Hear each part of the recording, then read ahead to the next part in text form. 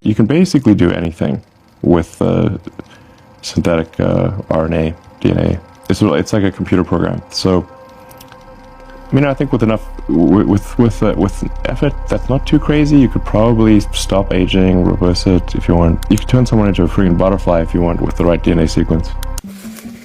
DNA is a storage medium. In other words, it's a hard drive. You're a walking hard drive, your body. 1 gram of DNA, this is science, peer-reviewed science, by the way, guys. 1 gram of DNA, which is enough to put a little tiny drop on the tip of your finger, can store 700 terabytes of data.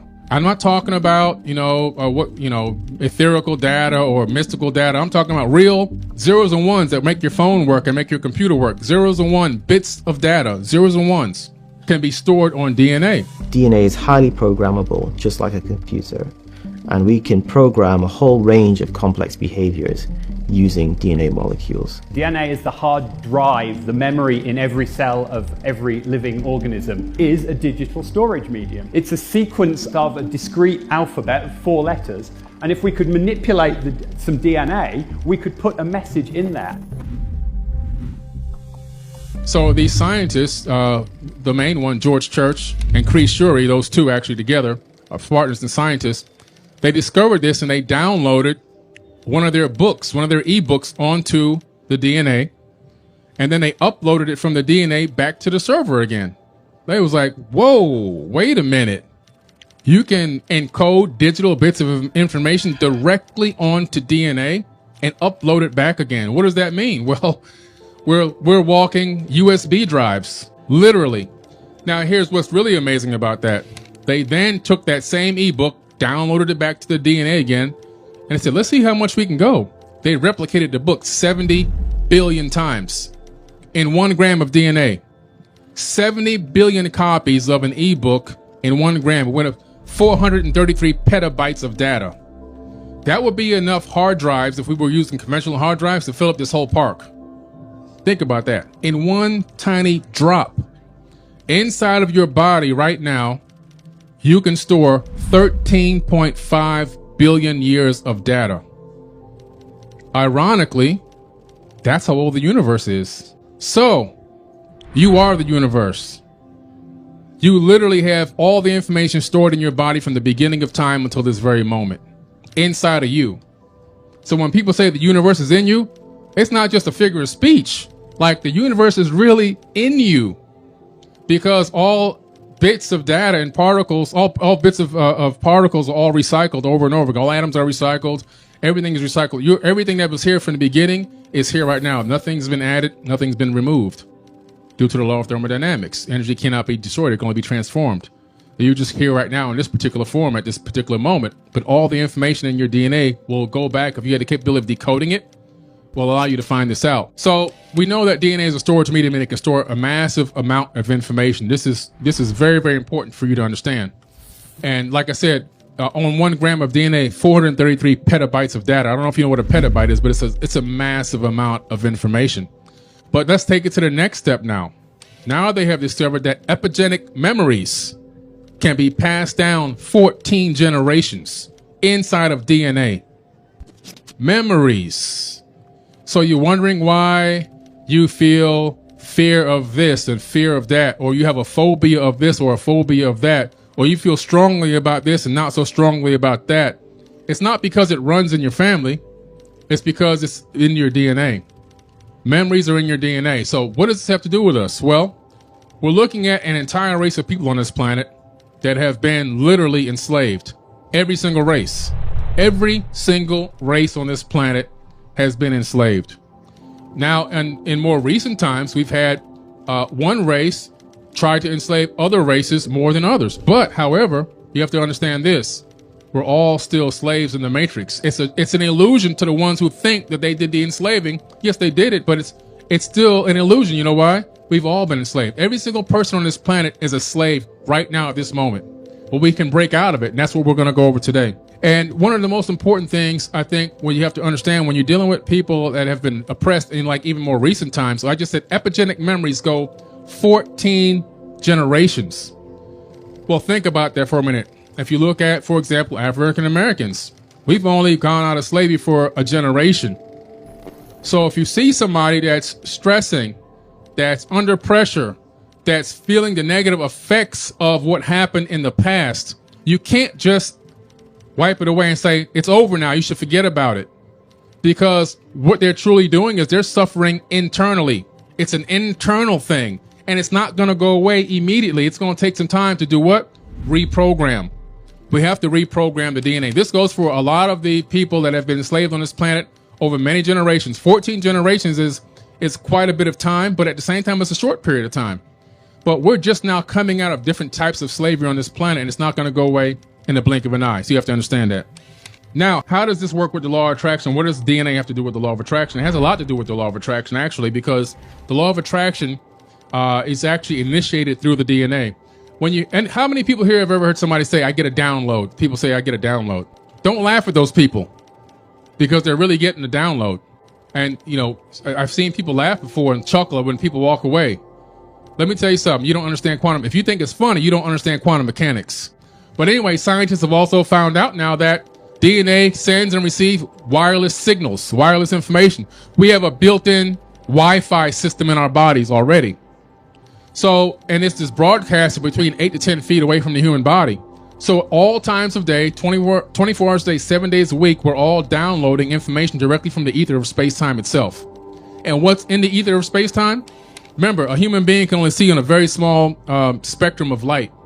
So what we're seeing right now is literally just part of the hologram. Just part of the hologram. Everything else, there's trillions and trillions of electromagnetic waves passing in you, through you, and out of you at this existing very moment right now as I'm speaking. That's all everything is electromagnetic waves. That's all that really exists. Besides that, in consciousness, those two things collapse together and create what we call matter. So right now, we can't see these other waves of light, but they're there. But what's happening is, if the DNA in your body is oscillating at a specific frequency that matches a frequency of an electromagnetic wave that's already out there, you can download information from that wave. What do waves carry? They carry information. Electromagnetic waves carry information. What I'm giving you guys is real peer-reviewed science. Write it down and go look it up and research it. All the information contained in the entire universe is passing in us all around us at all times. There is no original idea.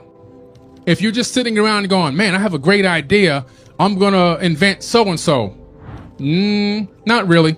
What happened was you got on the right frequency and you downloaded the information directly from the universe. There's a professor called James S. Gates Jr. He's a former professor at the University of Maryland. He's at a much smaller college now. He was also the scientific advisor to President Obama in that era. But he's a specialist in supersymmetry and theoretical physics. And this guy is one of the leaders in this in the world. He's not just some guy who plays around with this. He's the leader. He gets together this super team of quantum physicists, and they start digging into the ether of space-time to figure out what is floating in us and around us. What is this space-time? What is space? And he discovers that it operates on something called Adinkra codes. And these Adinkra codes can be traced back to the Dogon tribe in Mali, Africa, who actually were the original Egyptians from the land of Kem. They later migrated out to Mali. But they have these codes. These codes represent, they're flat codes on cloth, but when you take them into a third dimension, they represent sophisticated numerical mathematics that depict something called error-correcting codes in our modern science. And these error-correcting codes are what run search engine browsers and websites.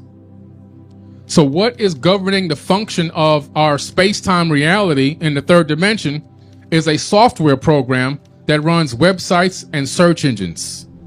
This is peer-reviewed science, guys. So this is how powerful you are. So what's happening is you're syncing up with information that's already on the net, and it's downloading into your body, and you're processing that. But that's the Wi-Fi part of it. So with the law of attraction, what happens is the law of attraction is not just something. A lot of people hear you, oh, law of attraction, I'm going to use the law of attraction, but they really don't know how to utilize it the proper way. And it's a real powerful tool to use in your life. And if you really, truly understand the law of attraction, you're going to make your life so much easier. It goes along, though, with the reprogramming process. You have to begin to start the reprogram. If you want it to work consistently, you can make it work by accident here or there, spot it. But if you want it to work consistently, you got to continue to reprogram your DNA. And then you have to understand one other thing, quantum entanglement. But in quantum entanglement, which is something in real physics, it's where you use something called parabolic down conversion to get two photons or two particles on the same frequency. So once you get two particles on the same frequency, you could take one particle to the other end of the universe if you had the capability of getting it there. And the particle that's local to you, you can change the information in it, put data on it, and the other particle will change instantaneously, bypassing the speed of light. What does this prove? The thing that I said in the beginning. Distance is an illusion. There is no distance. Separation is an illusion. Matter of fact, there's 7.5 billion people on this planet.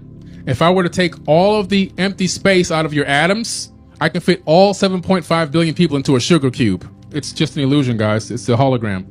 It's all consciousness and waves out there. It's really all that exists. But back to the law of attraction. So what happens in the law of attraction is once you understand how quantum entanglement works, and scientists now have discovered that the brain, the neurons in the brain, phase in and out of the third dimensional reality. Look it up. I always give you real science that you can research for yourself.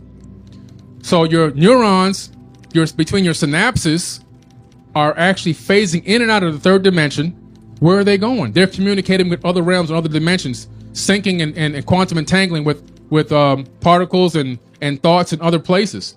So when you understand this, now you go, oh wow.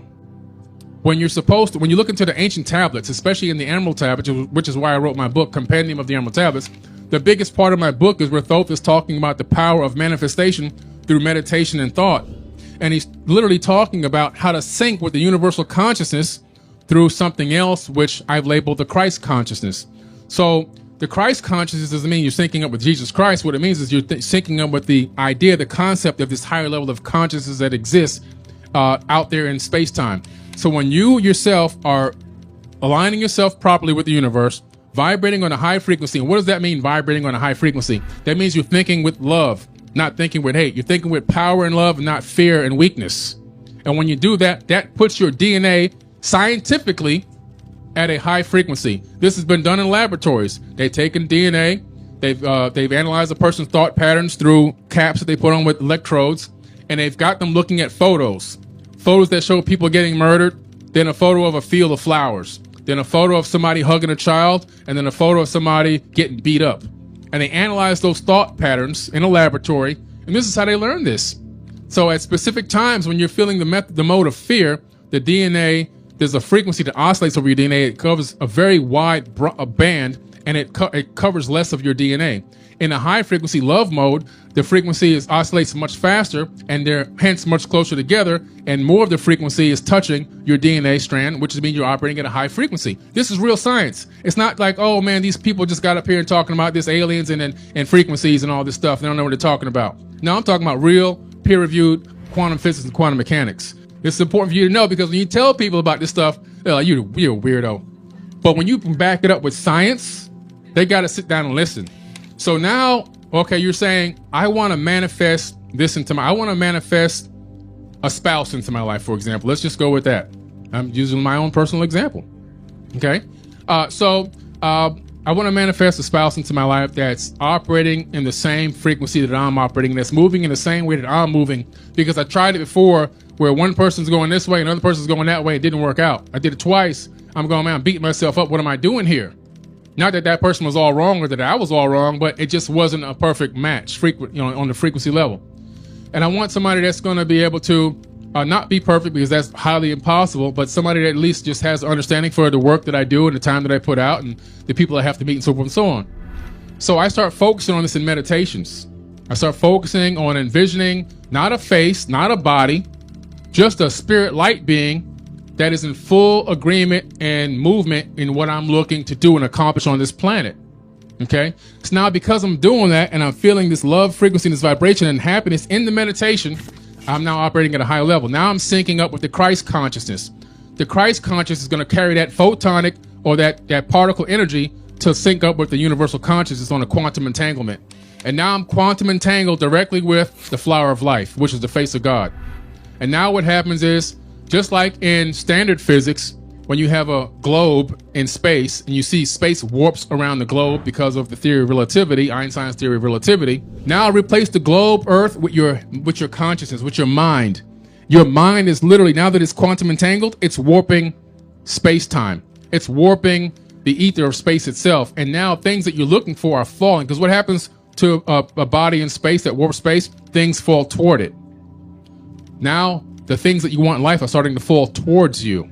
You're creating your own quantum entanglement. You're creating the law of attraction. Now you have things falling directly towards you. And this is how the law of attraction works.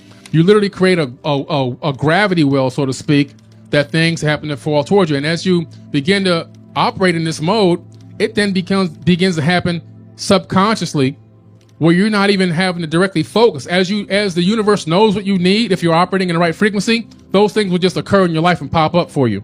But the point that I'm trying to make to you is this. We have the capability to reprogram ourselves. DNA is a storage medium. It's extremely, extremely powerful. And because we have the capability to reprogram ourselves, we can change the future generations on this planet. We can help heal people. There's a lot of people on this planet that need healing.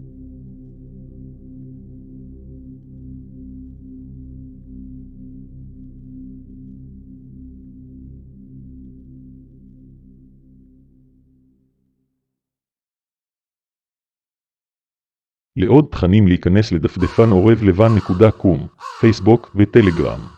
השאלה היא, האם לקבל או להתנגד לשעבוד?